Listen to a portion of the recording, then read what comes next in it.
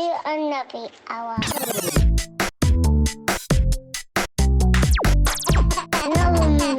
Another hour.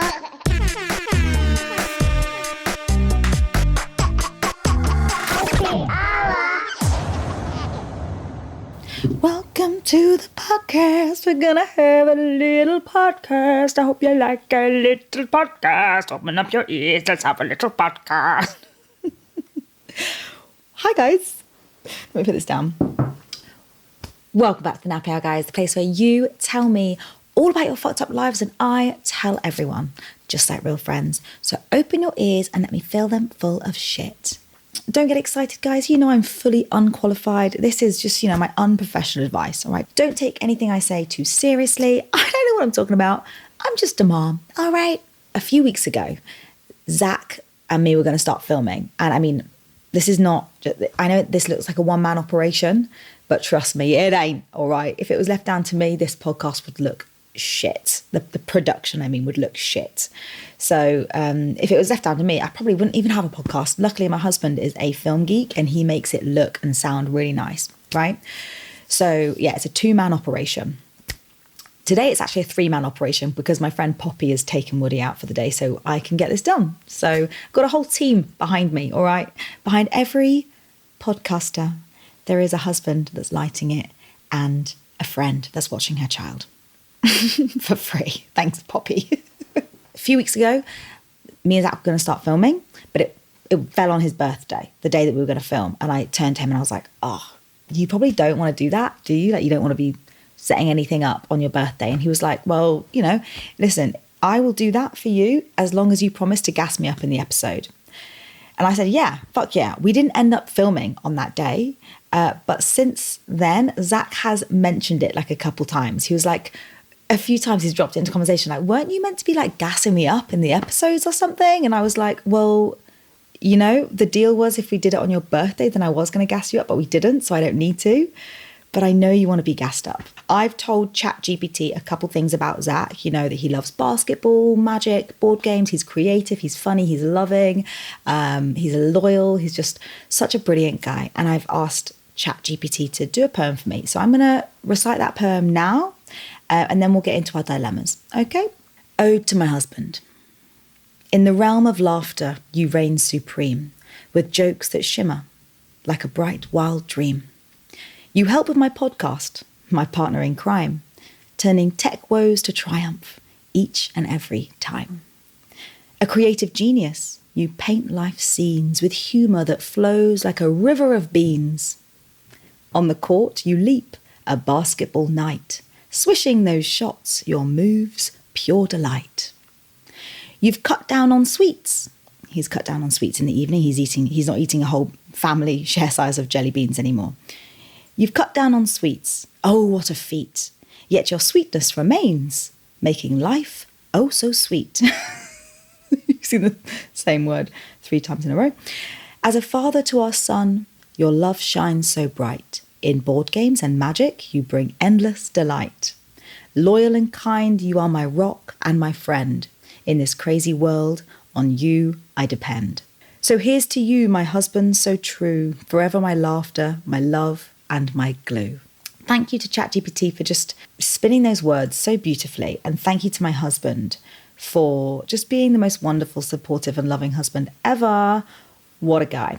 You know why I like Zach? Because the other night he just freaked me off. He wasn't horny at all, but he laid me down on our bed and he went to town on my clitoris.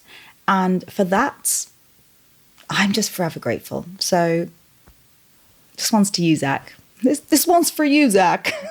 I feel bad doing too long of an intro today because, like I said, my friend Poppy is out wandering the streets with my son. It's windy, it's cold. She's got shit that she needs to do. So we are going to just jump straight into it so I don't have her walking around town for too long, all right? Next one. Hey Miranda and mum friends, this is a long one, so apologies, but I want to give you full context. Hey, never apologise for full context. The more, the better. Sometimes these mum friends are sending me in like two-line dilemmas and I'm like asking questions like, okay, wait, how long have you been together? Give me more, give me the details. We want the juice. The more juice I have, the more we can chat about it. I've been separated from my son's dad for 2 years. Guys, are you writing this down? 2 years. Since he was 6 months. Oh, your son was 6 months. I thought your husband. That's young. Are you okay? In that time, I returned to work full time and built a home for me and my son. Well done, you. My ex's work is very on and off, and for the past 6 months, he hasn't had anything and therefore not paid any child maintenance. My ex lives with his parents, and his mum refuses to allow our son in their home as she finds it too stressful. Honey, I'll show you fucking stressful. Try having a baby with your son. That's fucking stressful. So usually my ex comes to hang out with our son at my house. Recently, he's seen him 2 days a week to allow me to work as I can't afford nursery, so I rely on my parents and him and friends. Previously, when there's been stints of him not working, he's always back paid me the child support once he can afford it. But this time he said he doesn't feel like he owes me any child maintenance as he is looking after our child 2 days a week, so I can work and not have to pay nursery, so it balances out. Excuse me, there is more cost to raising a child than just the childcare. Heating, water, food, clothes, toys, educational experiences, days out. There's not just nursery that I'm paying for here. Whilst he is in my home, he drinks my coffee, eats my food, he leaves my oven a mess, and he puts our son in front of the TV and falls asleep. Oh! Whilst I'm upstairs working. Sorry, no. You might as well just fuck off then. If you're asleep, then fuck off. I got fed up of it today, so I told him if he wasn't going to contribute towards what I provide for our son, then he couldn't benefit from it anymore. Thank you, sister. And he was no longer welcome in my home. I said we would do handover at the door, and what he did in his parenting time was his responsibility. I mean, you'd think that he would think that anyway, to be honest, being, an adult, a single man with a child and an adult, part of society. You'd think that he'd already know that. Honestly, some of these men. He says I'm an awful mum who doesn't put her son first because I kicked our son out with him in the rain. Honey, there's no such thing as bad weather, just bad clothing, all right? If you get yourself a job, buy yourself some wellies, eh?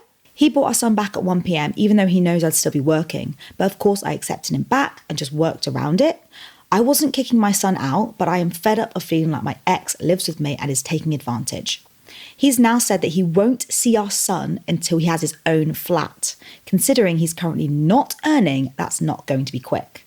I'm hoping that I can talk him into coming to some sort of agreement where he still sees our son. My son will be devastated otherwise, but I feel like the only way will be to let my ex back into my house. I really just need a vent here, as I know it's a bit complicated, but sometimes I feel so much guilt.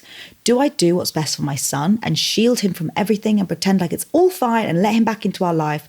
Or do I stand up for myself with risk of upsetting my son?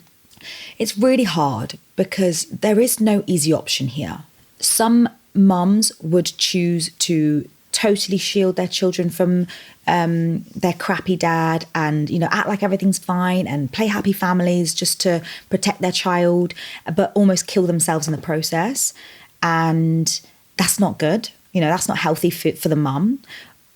Or, you could, like you said, stand up for yourself and put boundaries in place to protect yourself and in turn, I think, also protect your child. Or, you choose to protect your peace. And I really don't think there's a wrong decision here.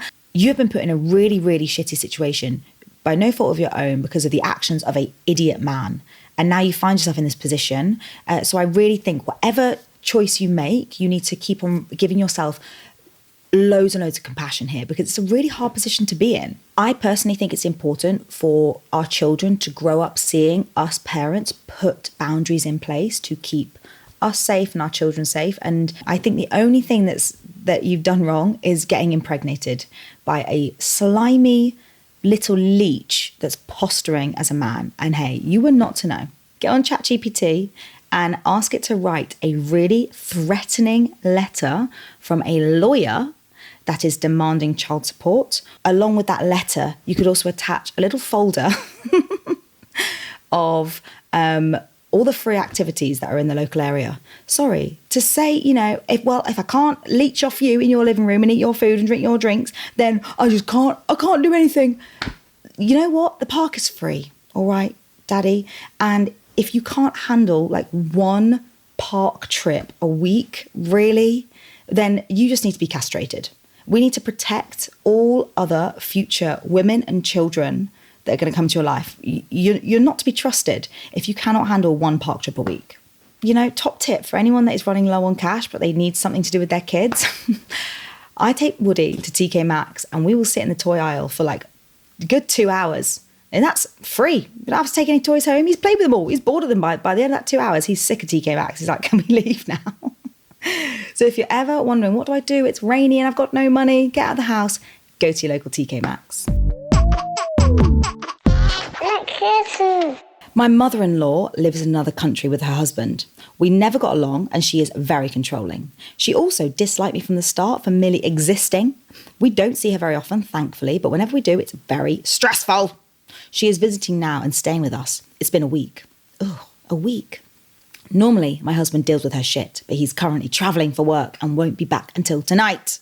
Since my husband has left, she's been horrible. It's like she's trying to get on my nerves on purpose. I try to keep calm because I know she'll leave in 2 weeks. 2 weeks? She comes for 3 weeks.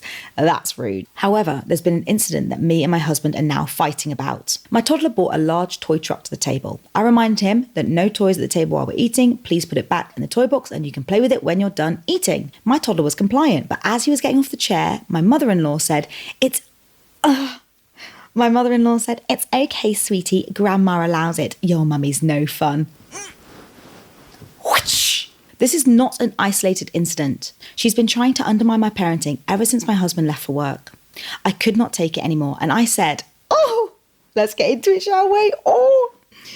I said, let's not forget Grandma is a guest here. Guests don't make the rules, do they? I'm sure Grandma knows who this apartment belongs to, and hotels are so expensive in this area.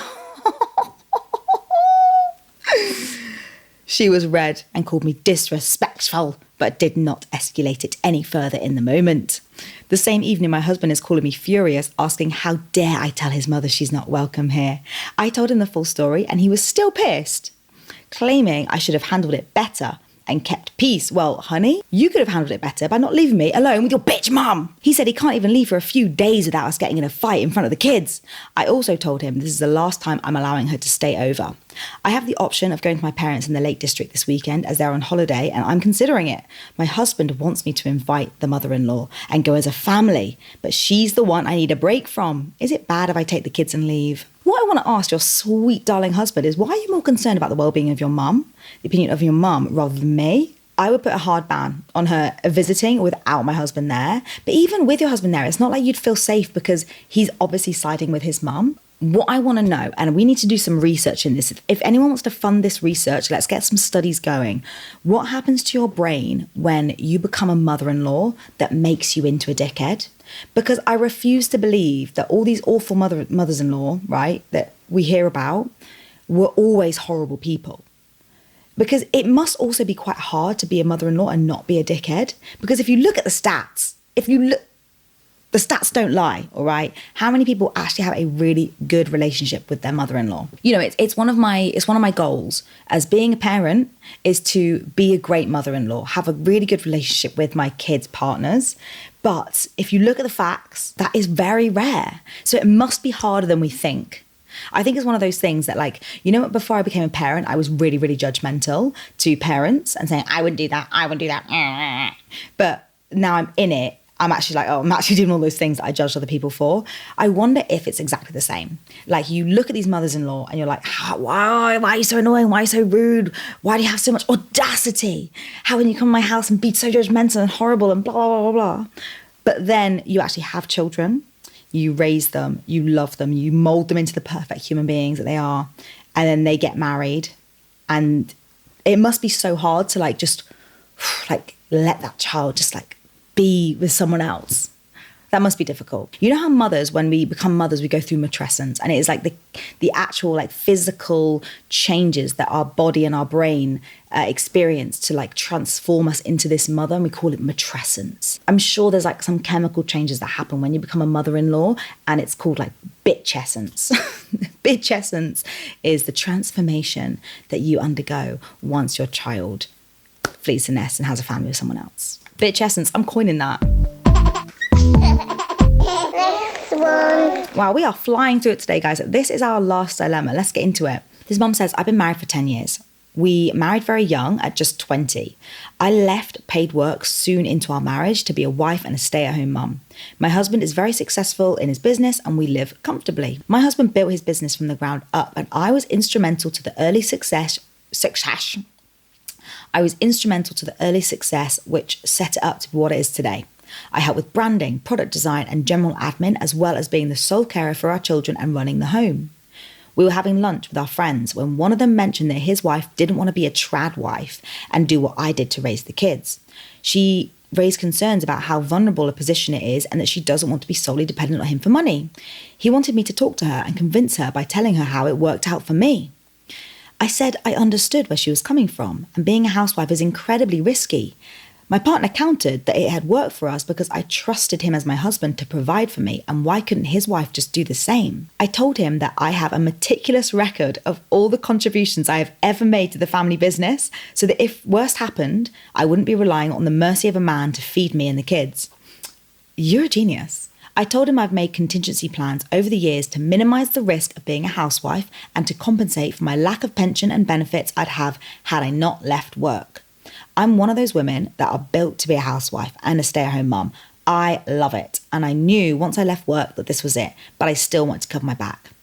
The men didn't get it at all. Both said it showed lack of trust, and my husband especially feels like I've had one foot out the door our entire marriage, and that my little escape plan included plans to shaft him of his business. He's asked me to delete the records and have faith in him. What should I do? If anything, it shows more trust because you've had all these contingency plans. You could have left at any time. You didn't. You're still here. You truly do not know what is going to happen.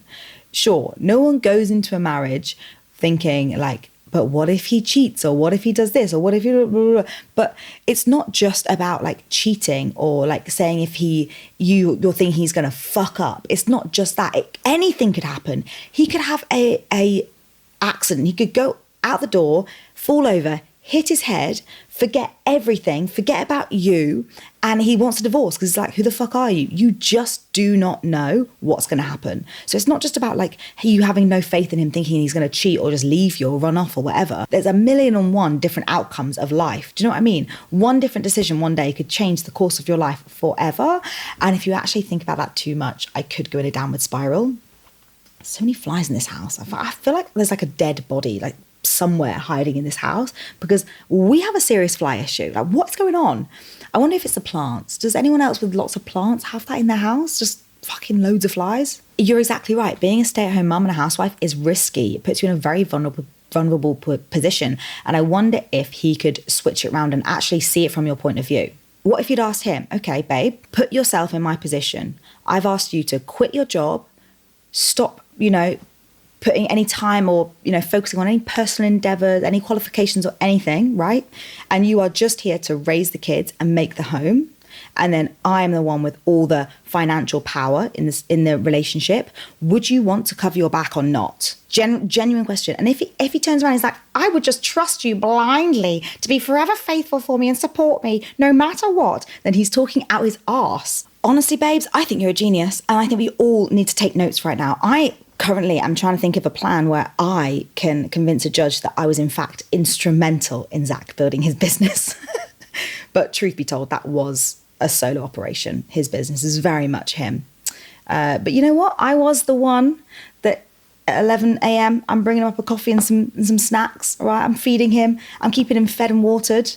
And if I hadn't have done that, there's no way that he would be able to concentrate on his work and earn that money. So maybe I could convince the judge of that. I get what he is saying, but it's a very male-centric point of view.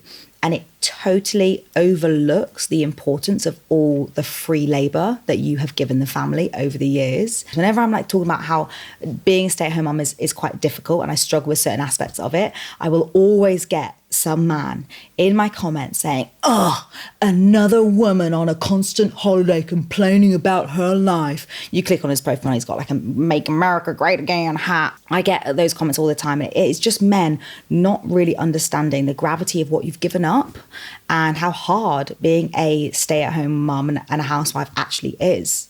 Not really respecting the work. Why don't you just put it forward to him? Okay, babe, you know what? Why don't we swap positions? I will go and earn the money and you be the housewife. Do you fancy that? No? Or does it make you nervous? Does it make you nervous being financially dependent on someone? Exactly. So fuck off. This is your ride or die. He loves you. He's your soulmate. You partners in crime. Why would he not want you to feel secure in that position? I don't understand. I'm not computing. It's not like you've got other men lined up outside like I do. So Zach, don't piss me off, all right? How have I helped Zach contribute to his business today? If anything, Zach is just the one that's helping me contribute to my business of the podcast. I made him a pumpkin curry last night. And if it wasn't for that pumpkin curry, he would not have the energy, the physical capacity to sit down and concentrate on his work. And I'm sure his work might actually be something to do here. I think he's making thumbnails for me today. If this ever ends in divorce, I honestly am fucked. The judge is just going to be like, Miranda, if anything, you owe Zach, not the other way around. So we have a new segment, and every week on the Nappy Hour Pod Instagram, I'm going to be asking you guys a question so we can have a little bit more engagement, a little bit more conversation. So this week's question is, in what way has having children affected your relationships, spouse, friendships, or family included? So let's have a little read. This girl says, it's made me drift from my parents and reopened childhood wounds. Oh, this is so relatable. I always say, like, having a child will do one of two things. It's either going to bring you together or it's going to push you apart, because it really holds a mirror up to your own childhood, and it makes you think of all the ways in which your parents fucked up. Sex drive through the roof, great for that, but friendships are harder. So many lost. Oh, okay, yeah. I can totally agree. My sex drive has gone through the roof since having a child. I don't know what it is. I'm just like so attracted to my husband because I see him as a dad, and that is like, dads are so sexy. Pre having a baby, like, dads are my thing. I was into dads, and now I've got one upstairs always. Like, it's dads on tap. Do you know what I mean? One of my previously closest friends has not met my daughter and has no interest in knowing this version of me since having kids. I've tried engaging multiple times, but I pretty much have been ghosted, and she's one of my bridesmaids. That actually gives me goosebumps. I'm so sorry that's happened to you, but I'm sure lots of mums can really relate to that, like being ghosted by but being ghosted by friends. And that's why being a mother can be so lonely, because some of our friends don't know how to react to it. They either just like don't get it, don't have any interest, and some friends really step up. And it's really hard when you have these friends that you are so close to and you really relied on, and you're really excited to see them as like an auntie, and they just don't step up at all. It can be really hurtful. And one thing I will say is, once that girl has kids, if she ever does, once she has kids, she's going to be haunted by that. So you can rest easy knowing that she is going to be kept up all night by the guilt and the shame. This mum says, we split chores, etc. equitably, but I feel like it's my job. When he does his share, I feel super grateful. When I do mine, I view it as bare minimum and I don't give myself credit. It's hard to unlearn. Ooh, isn't that the truth? I hear that a lot, actually, that like when dads are doing their chores, they feel like they're helping out. Like, you know, like, oh, so grateful. Like, oh, he's like helping out around the house. Isn't that nice? But for us as women and mums, it's expected. Like, that's part of the thing that we do. Do you know what I mean? And it's so right. Those gender norms that are sort of like pushed on us, we don't even know that they're being pushed on us. That it's really hard to unlearn. Lots of mums are saying that they've drifted away from their partners because they feel resentful. I get that. Resentment when you are a mum, especially the early postpartum days, resentment towards your partner because you feel like your life has changed so much and their life hasn't changed at all. Since Woody has been like 2 onwards, I really don't feel like that resentment anymore. I don't know if it's just because mine and Zach's relationship has shifted into something new. We get each other more, our communication has improved, or what. Or maybe I'm just like more settled in my role as a mother, and so I'm actually enjoying it and I'm not resenting him for it. Maybe that's it. But I would say if you are like deep in your resentment right now, it will pass. Lots of mums saying that they feel rage. They feel rage towards their partner and they don't know how to get rid of it. Again, postpartum rage is a real thing. I think it's because we've, again, had those monumental shifts. We've gone through this horrendous experience, aka birth. And, you know, our partners can sometimes feel a little bit incompetent, or a bit like they just don't really know what's going on. What goes in a nappy bag, or how do you do this, or what temperature does the milk need to be? And you're like, why don't you know these things? But it's because we are spending all our time Googling, and the men are just sort of like, they come along for the ride a little bit. It does feel like that.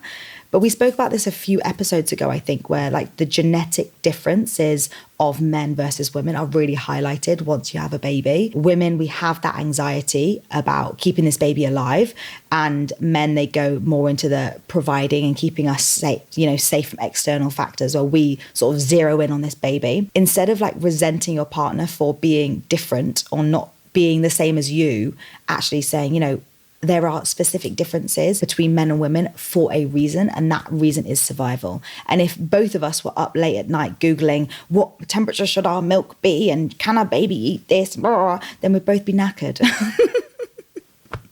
That's how I see it anyway. It's like our strengths our strengths are very different, but both are necessary for the survival of the clan, the tribe. And on that note, guys, I'm sick of my own voice, so we're going to leave it there. And my tummy is going cuckoo right now. I need to get some food on the go. I'm really hot, but my top is see-through, so I couldn't take it off. But I am sweating. I wonder what accent you guys would have. Like, what's your dream accent? Welsh is my dream. I love a Welsh accent. I think it's so nice on girls. Like, I just think it's so warm, so friendly. Yeah, whenever someone has a Welsh accent on TV, I just instantly like them. What other accent? Oh, Scottish. Sorry, but Scottish is just like lovely. Lovely Scottish. It's quite hard to do. It's quite hard. And sometimes when I'm doing a Scottish accent, I go into Irish. My Scottish accent was quite good back in the day. Sometimes there's a book that I read about the Loch Ness Monster to Woody, and I read it in a Scottish accent. And honestly, it is exhausting. It's so hard. Bloody hell, do Scottish people feel this, or is that just how you talk? You're not constantly doing it. See, that was Irish, wasn't it? Doing. No, anyway. See ya. Love ya.